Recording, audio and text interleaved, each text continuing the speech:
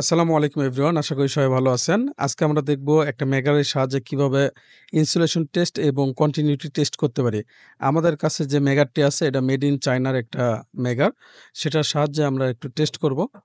তো চলুন শুরু করা যাক। এটা ঘুরলে কি হয়? এটা ঘোরালে এটা ডাইনামো, হ্যাঁ, এটা ডাইনামো। এটা ঘোরালে ডিসি ভোল্টেজ তৈরি হবে। কোথায়? এই যে দুইটা প্রান্তে। তাহলে ডিসি ভোল্টেজ তৈরি হবে, ভোল্ট মিটার ধরো না, ফুল লাইটে চেঞ্জ আছে, এটা দাও।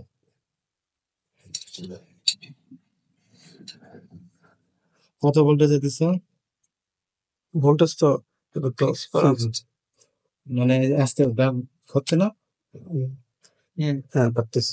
কত হচ্ছে এখন? 200 1000 ভোল্টেজ পর্যন্ত তৈরি হবে। হ্যাঁ, এটা তো রেঞ্জ 1000 না, এই জন্য যখন জোরে দিচ্ছি তখন হচ্ছে না। দেখো ভোল্টেজ বাড়তেছে। হ্যাঁ বাড়তেছে। তাহলে এই জায়গায় যদি কাজলের হাত দেওয়া হয় তাহলে কি হবে?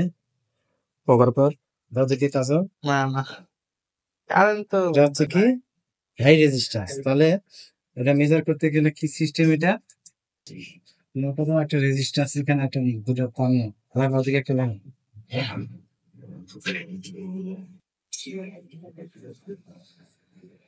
তাহলে এটা তো ইনসুলেশনের রেজিস্ট্যান্স মান। তাহলে পজিটিভটা দাও এখানে, আর এখানে দাও, নষ্ট হয়ে যাবে। ওখানে না, ইনসুলেশনে দিতে হবে। হ্যাঁ? তাহলে এটা রেজিস্ট্যান্স যদি হাই দেখা, যত হাই দেখাবে তত বুঝবে সেই ওয়্যারটার ইনসুলেশন তত ভালো।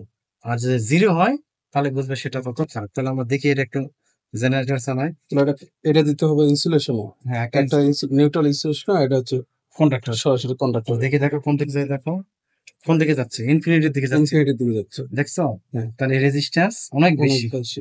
তাহলে এখন বোঝা গেল যে এই ওয়্যারটা কি আছে, ভালো ভালো আছে। ওয়্যারটা ভালো না, মানে ইনসুলেশনটা ভালো। ওয়্যারটা যদি ভালো আছে তাহলে বুঝতে গেলে কি করতে হবে? Continuity test. কন্টিনিউটি টেস্ট এই দুই পাশে না দেবো। তাহলে কন্টিনিউটি টেস্ট মানে ক্লোজ, ক্লোজ মানে শর্ট সার্কিট। তাহলে এই মেগারের কাঁটাটা যে জিরোর দিকে আসে তাহলে বুঝতে হবে এবার এটা তারটা কি আছে, ভালো আছে, ভালো আছে, কন্টিনিউটি ভালো আছে। দেখি তাহলে জিরো আসে কিনা। জিরো। দেখছো? মানে এক ধাক্কায় চলে আসছে, দেখছো? ইনফিনিটি। তাহলে বুঝতে হবে এটা ভালো আছে। তাহলে মেগার দিয়ে এই দুটোই টেস্ট করা হয়। একটা হচ্ছে ইনসুলেশন টেস্ট আর একটা হচ্ছে কন্টিনিউটি টেস্ট। তাহলে কত ভোল্টেজ তৈরি হয় মেগার দ্বারা? মেগার দ্বারা 1000 ভোল্টেজ তৈরি হয়। সে ভোল্টেজ হলো ডিসি, কিন্তু কারেন্ট খুবই কম। কারেন্ট খুব কম, যার ফলে শক খাওয়াই অতটা ইয়ে না। আজকে এ পর্যন্তই। সবাই ভালো থাকবেন, সুস্থ থাকবেন।